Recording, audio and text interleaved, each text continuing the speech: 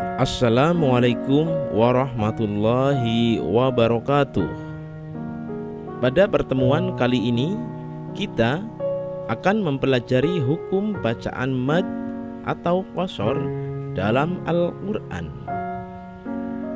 Dengan mempelajari bab ini diharapkan siswa mampu menjelaskan ketentuan bacaan mad atau qashar dalam Al-Quran. Siswa mampu menunjukkan bacaan mad atau qashar dalam Al-Quran. Siswa mampu menerapkan bacaan mad atau qashar dalam Al-Quran. Baiklah, mari kita mulai bacaan mad dan qashar. Bacaan mad dan qashar artinya memanjangkan dan memendekkan bacaan Al-Quran. Permasalahan mad dan qashar timbul karena kekeliruan dalam bacaan Al-Quran yang dimadkan atau diqashar pada kata-kata tertentu, seperti bacaan mad yang harusnya dibaca panjang namun justru malah dibaca pendek, atau sebaliknya. Kesalahan seperti ini dapat mempengaruhi makna ayat. Masalah lainnya timbul karena kesalahan-kesalahan kecil yang menjadi kebiasaan dalam masyarakat. Contohnya, sebagian khatib membaca waladzikrullahi akbar. Karena kurang teliti, ada sebagian khatib yang membacanya wala dzikrullahi akbar. Lafal la dipanjangkan atau dimadkan. Hal ini akan berakibat fatal pada kesalahan arti. Berikut ini adalah konsep tentang hukum bacaan mad. Hukum bacaan mad menurut bahasa adalah memanjangkan dan menambah. Lalu menurut istilah, hukum bacaan mad adalah memanjangkan suara huruf mad yang terdiri dari alif, ya, dan wawu. Hukum bacaan mad dibagi menjadi dua. Yang pertama adalah hukum bacaan mad asli, dan yang kedua adalah hukum bacaan mad far'i. Hukum bacaan mad asli sendiri ada beberapa macam. Yang pertama, bacaan mad tabi'i. Contohnya wamahum. Yang kedua, bacaan mad tabi'i harfi. Contohnya Toha. Yang ketiga, bacaan mad iwad. Contohnya Basiro.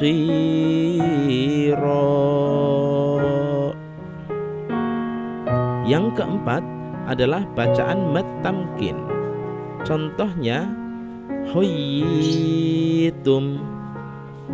Bacaan yang kelima adalah bacaan mad badal. Contohnya ita'u. Bacaan yang keenam adalah mad silah qashirah.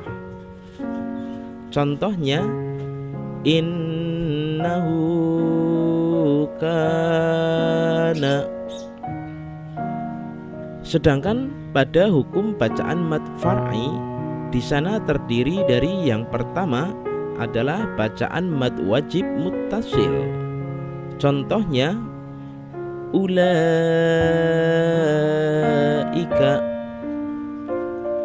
Yang kedua adalah bacaan mad jaiz munfasil. Contohnya bima unzila. Yang ketiga adalah bacaan mad silah tawilah. Contohnya bihi azwaja. Yang keempat adalah bacaan mad arid lis sukun. Contohnya la-ghaffar.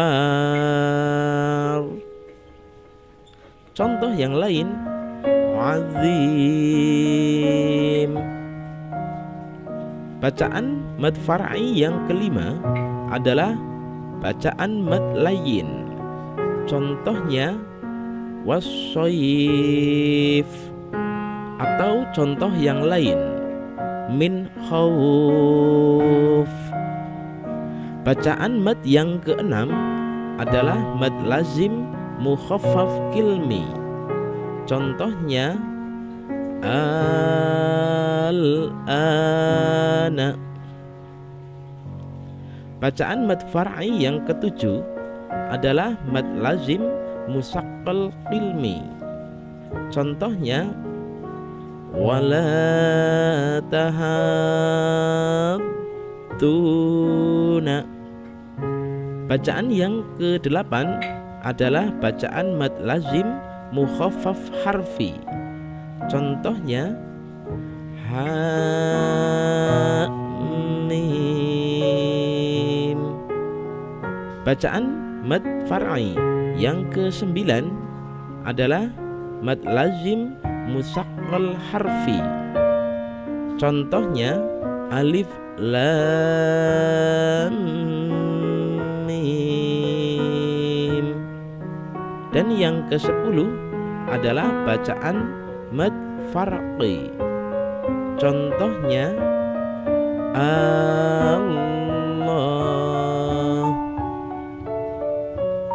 Berikutnya adalah cara membaca panjang pada bacaan mad. Cara membaca panjang pada bacaan mad terbagi menjadi 3. Yang pertama adalah qasar. Yang kedua adalah tawassut. Yang ketiga adalah at-tul. Qasar adalah huruf mad dibaca panjang 1 alif atau 2 ketukan atau 2 harokat. Sedangkan untuk tawassut artinya huruf mad dibaca panjang 1,5 alif atau 3 ketukan atau 3 harokat.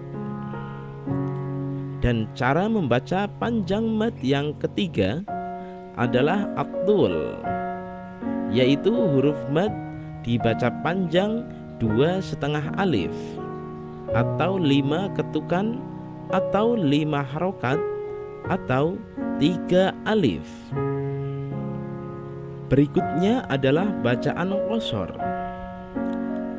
Qasar artinya memendekkan bacaan Al-Quran yang semula dipanjangkan. Bacaan qasar terbagi menjadi 2. Yang pertama sofrun mustadir, yang artinya tanda lingkaran yang tertulis pada lafal yang diqasarkan. Dan yang kedua adalah sofrun mustatil, tanda oval seperti bentuk telur yang ditulis di atas lafal yang diqasarkan. Berikut adalah contoh bacaan qasar dengan sofrun mustadir. Pada surat Al-Kahfi, cara membacanya adalah lisyain, bukan lisyain. Pada surat Yusuf ayat 87, cara membacanya adalah tai'asu, bukan membaca seperti tai'asu. Dan contoh selanjutnya adalah contoh bacaan qasar dengan sofrun mustatil. Pada surat Al-Kafirun ayat 4, cara membacanya adalah wala ana abidum ma abadtum. pada surat Al-Kahfi ayat 38. Lakinnahu wallahu rabbi wa la usyriku bi rabbi ahad. Perlu diketahui, tidak semua bacaan qashar mempunyai tanda seperti yang disebutkan di atas. Masih banyak lagi bacaan qashar dalam Al-Quran, sebagaimana bacaan yang lazim digunakan seperti berikut. Pada surat Al-An'am tertulis min nabai, dibaca min nabai. Pada surat Al-An'am ayat 39 tertulis yasha'illah, dibaca yasha'illah. Pada surat Al-A'raf ayat 145 tertulis saurikum, cara membacanya saurikum. Dan masih banyak contoh yang lain di dalam Al-Quran. Demikianlah penjelasan hukum bacaan mad dan qashar dalam Al-Quran. Wallahu a'lam. Wassalamualaikum warahmatullahi wabarakatuh.